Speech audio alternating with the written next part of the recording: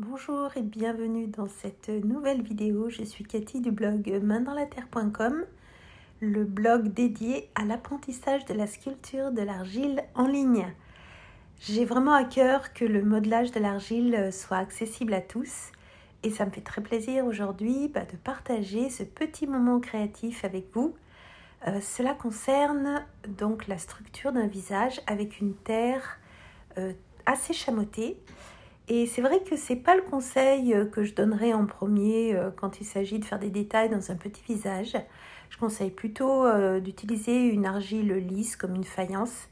Mais bon, j'avais cette terre sous la main et comme c'est une sculpture qui est quand même assez grande, je me suis dit que ça serait sympa d'utiliser une petite chamotte pour avoir quelque chose de bien structuré dès le départ parce qu'effectivement, la chamotte sert de soutien, on va dire, à la terre. Alors, si vous ne savez pas ce que c'est de la chamotte, en fait, c'est de la terre cuite qui est concassée et qui a été donc réintroduite dans de la terre fraîche.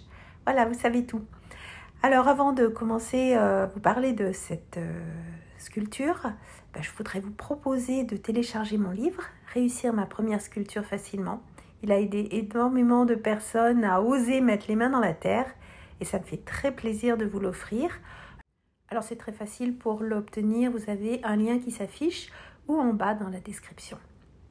Voilà, maintenant c'est fait. Si vous aimez cette vidéo, n'oubliez pas de vous abonner si évidemment la sculpture vous intéresse et puis me mettre un petit j'aime si ça vous a plu.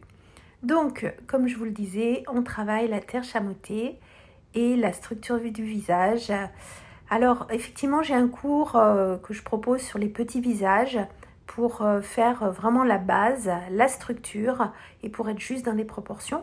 Parce que c'est pas parce que on est dans des visages de 3, 4, 5 cm qui, on va dire, la taille assez courante quand vous avez une sculpture de 30, 40 cm de hauteur. Eh bien, il faut quand même être dans les bonnes proportions. Et oui, il ne s'agit pas d'inventer le corps humain, mais de bien se référer justement à la divine proportion.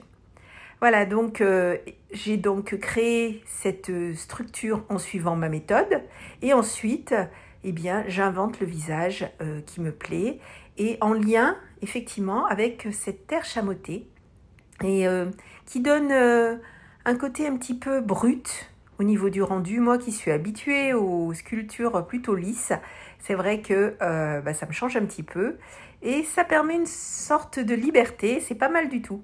D'ailleurs, je vous invite à faire ça quand vous êtes en manque d'inspiration, vous avez envie de changer un petit peu votre façon de modeler, eh bien changez de terre, changez la couleur, changez la structure. Dans les terres, il existe de la faïence, il existe du grès. Bon, il y a la porcelaine. La porcelaine, je ne conseille pas trop pour le modelage. Mais bon, vous pouvez tester pour des petites pièces. Voilà, donc je suis en train de placer la structure des yeux pour ombrer les yeux. Ça donne vraiment de la profondeur au regard et surtout faire un profil assez juste. Ensuite, je vais placer les oreilles. Alors les oreilles, vous formez une boule, vous la coupez en deux. Et puis ensuite, vous allez donc placer vos oreilles entre le bas du nez. On ne le voit peut-être pas bien sur la vidéo, mais c'est vraiment le bas du nez et le bas des sourcils, l'arcade sourcilière. Voilà, c'est vraiment l'emplacement des oreilles. Alors faites attention parce que les oreilles, en fait, c'est pas du tout plat. Hein, c'est vraiment, il y a un vrai volume. Donc c'est plutôt, on va dire, une sorte de demi-sphère coupée encore en deux qui va former l'oreille. Voilà, donc on applique l'oreille. Alors je ne vais pas trop loin dans les détails pour l'instant parce qu'en fonction de la coiffure qu'aura ce personnage, des fois c'est un peu inutile de créer tous les détails des oreilles s'ils sont cachés sous des cheveux. Donc en général, moi je fais la forme de base et ensuite, en fonction de la coiffure, je fignole et je mets tous les détails des oreilles. Bon, j'espère que ce petit moment avec moi vous plaît. Alors justement, dites-moi en commentaire si vous changez de terre régulièrement ou par exemple si vous avez une terre favorite et qui vous permet vraiment de vous exprimer.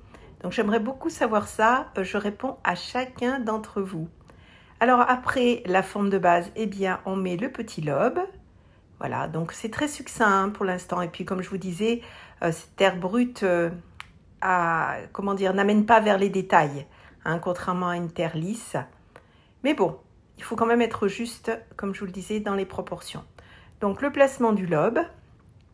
Et ensuite, l'étape suivante, ça va être vraiment la pose de la coiffure qui va cacher donc le crâne. Alors le crâne, je vous invite quand même à faire une forme juste aussi au niveau du crâne. C'est bien sûr tout ça que je vous apprends dans mon cours sur la sculpture des visages. Vous pouvez retrouver ça dans la boutique du site maindanslatterre.com. N'hésitez pas à m'écrire aussi, vous avez toutes mes coordonnées si vous avez une difficulté à choisir un cours ou vous avez une envie particulière. Ça me ferait très plaisir de vous aider à choisir. Voilà, écoutez, n'oubliez pas de télécharger mon livre « Réussir ma première sculpture facilement ». Vous allez avoir plein de bons conseils. Et puis on se retrouve très bientôt pour de nouvelles aventures, les mains dans la terre.